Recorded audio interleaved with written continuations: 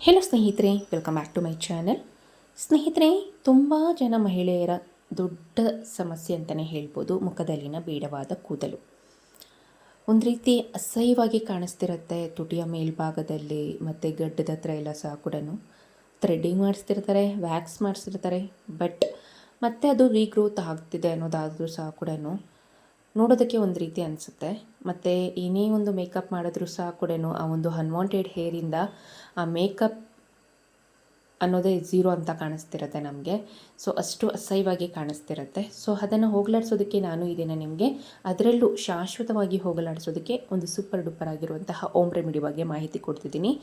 ಯಾವುದೇ ರೀತಿಯಾದಂಥ side effect ಅನ್ನೋದು ಇಲ್ಲದೇ ಶಾಶ್ವತವಾಗಿ ಹೋಗಲಾಡಿಸೋದಕ್ಕೆ ಮುಖದಲ್ಲಿನ ಬೇಡವಾದ ಕೂದಲನ್ನು ಇದು ನಂಬರ್ 1 ಆಗಿ ಕೆಲಸ ಮಾಡುತ್ತೆ.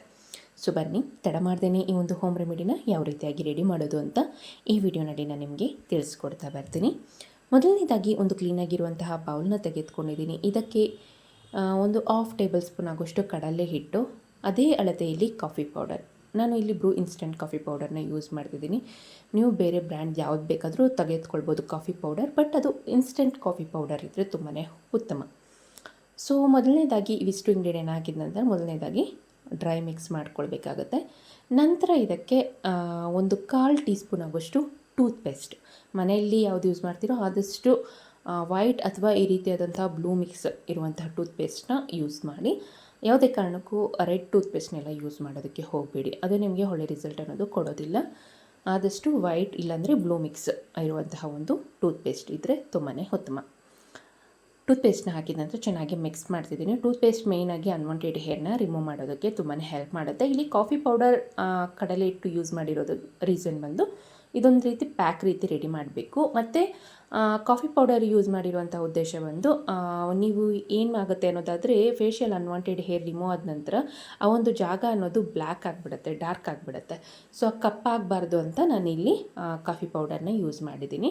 ನಂತರ ಇದನ್ನು ಸಂಪೂರ್ಣವಾಗಿ ರೋಸ್ ವಾಟರ್ನ ಯೂಸ್ ಮಾಡಿ ಮಿಕ್ಸ್ ಮಾಡ್ಕೊಳ್ತಿದ್ದೀನಿ.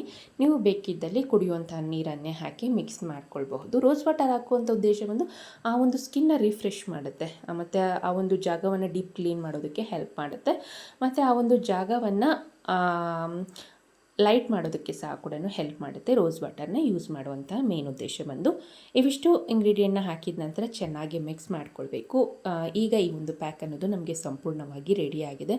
ಆದಷ್ಟು ಈ ಒಂದು ಫೇಶಿಯಲ್ ಅನ್ವಾಂಟೆಡ್ ಹೇರ್ ಬಂದು ಹಾರ್ಮೋನ್ ಇಂಬ್ಯಾಲೆನ್ಸಿಂದ ಹೆಚ್ಚಾಗಿ ಬರುತ್ತೆ. ಅಂದರೆ PCOS ಸಮಸ್ಯೆ ಇರೋರಿಗೆ ಬರುತ್ತೆ. ಮತ್ತು ಆನುವಂಶಿಕವಾಗಿ ಅಂದರೆ ಅವ್ರ ತಾಯಿ ಅಥವಾ ಅವ್ರ ಅಜ್ಜಿ ಅಂದ್ರಿಗೆ ಏನಾದರೂ ಇದ್ದರೆ ಆ ರೀತಿಯಾಗಿ ಸಹ ಕೂಡ ಬರೋ ಚಾನ್ಸಸ್ ಅನ್ನೋದು ಜಾಸ್ತಿ ಇರುತ್ತೆ. ಸೊ ಈಗ ಈ ಒಂದು ಫೇಸ್ ಪ್ಯಾಕ್ ಅನ್ನೋದು ಈ ಒಂದು ಪ್ಯಾಕ್ ಅನ್ನೋದು ರೆಡಿ ಆಗಿದೆ ಅಲ್ವಾ. ಸೊ ಇದನ್ನು ಯಾವ ರೀತಿಯಪ್ಪ ಯೂಸ್ ಮಾಡೋದು ಅನ್ನೋದಾದರೆ ಇದನ್ನು ಯೂಸ್ ಮಾಡೋದಕ್ಕಿಂತ ಮುಂಚೆ ಫೇಸ್ನ ಕ್ಲೀನಾಗಿ ವಾಶ್ ಮಾಡ್ಕೊಳ್ಳಿ. ನಂತರ ಈ ಒಂದು ಮಿಶ್ರಣವನ್ನು ಎಲ್ಲಿ ಫೇಶಿಯಲ್ ಅನ್ವಾಂಟೆಡ್ ಹೇರ್ ಇರುತ್ತೆ, ಲೈಕ್ ಎಲ್ರಿಗೂ ಅಪ್ಪರ್ ಲಿಪ್ ಹತ್ರ ಇರುತ್ತೆ ಮತ್ತು ಚಿನ್ ಅಂದರೆ ಗಡ್ಡದ ಹತ್ರ ಇರುತ್ತೆ, ಅಲ್ಲಿ ಮಾತ್ರ ಹಚ್ಕೊಳ್ಬೇಕಾಗತ್ತೆ. ಹಚ್ಚಿದ ನಂತರ ಒಂದು 15ರಿಂದ 20 ನಿಮಿಷಗಳ ಕಾಲ ಅಥವಾ ಅದನ್ನು ಸಂಪೂರ್ಣವಾಗಿ ಡ್ರೈ ಆಗೋದಕ್ಕೆ ಬಿಟ್ಟು, ಡ್ರೈ ಆದ ನಂತರ ಒಂದು ವೆಟ್ ಕ್ಲಾತಿಂದ ಅಂದರೆ ತೇವಾಂಶ ಇರುವಂತಹ ಒಂದು ಬಟ್ಟೆಯಿಂದ ಕ್ಲೀನಾಗಿ ರಬ್ ಮಾಡಬೇಕು. ರಬ್ ಮಾಡುವಾಗಲೇ ಅದು ಆ ಒಂದು ಫೇಶಿಯಲ್ ಅನ್ವಾಂಟೆಡ್ ಹೇರ್ ಎಲ್ಲ ಸಹ ಕೂಡ ಆಗಲೇ ರಿಮೂವ್ ಆಗಿಬಿಡುತ್ತೆ. ಈ ಒಂದು ಮೆಥಡ್ನ ನೀವು 15 ದಿನಕ್ಕೆ ಒಮ್ಮೆ ಒಂದು 2ರಿಂದ 3 ಸಲ ಮಾಡಿದ್ದೇ ಆದಲ್ಲಿ ಆ ಒಂದು ಫೇಶಿಯಲ್ ಅನ್ವಾಂಟೆಡ್ ಹೇರ್ ಅನ್ನೋದು ಶಾಶ್ವತವಾಗಿ ನಿವಾರಣೆ ಆಗುತ್ತೆ. ಈ ಒಂದು ಫೇಸ್ ಪ್ಯಾಕ್ನ ಟ್ರೈ ಮಾಡೋದಕ್ಕಿಂತ ಮುಂಚೆ ಒಮ್ಮೆ ಪ್ಯಾಚ್ ಟೆಸ್ಟ್ನ ಮಾಡಿ. ಯಾಕೆ ಅನ್ನೋದಾದರೆ ಸೆನ್ಸಿಟಿವ್ ಸ್ಕಿನ್ ಅವರು ಯಾವುದೇ ಕಾರಣಕ್ಕೂ ಇದನ್ನು ಯೂಸ್ ಮಾಡೋ ಹಾಗಿಲ್ಲ. ಕೆಲವೊಬ್ಬರಿಗೆ ಅವ್ರ ಸ್ಕಿನ್ ಟೈಪ್ ಸಹ ಕೂಡ ತಿಳಿದಿರೋದಿಲ್ಲ. ಅಂಥವ್ರು ಏನು ಮಾಡಿ ಒಮ್ಮೆ ಪ್ಯಾಚ್ ಟೆಸ್ಟ್ನ ಮಾಡಿ ನಂತರ ಯೂಸ್ ಮಾಡಿ. ಸೊ ಇದಿಷ್ಟು ಈ ವಿಡಿಯೋ ಆಗಿತ್ತು. ವಿಡಿಯೋ ನೋಡಿದ್ದಕ್ಕಾಗಿ ಧನ್ಯವಾದಗಳು.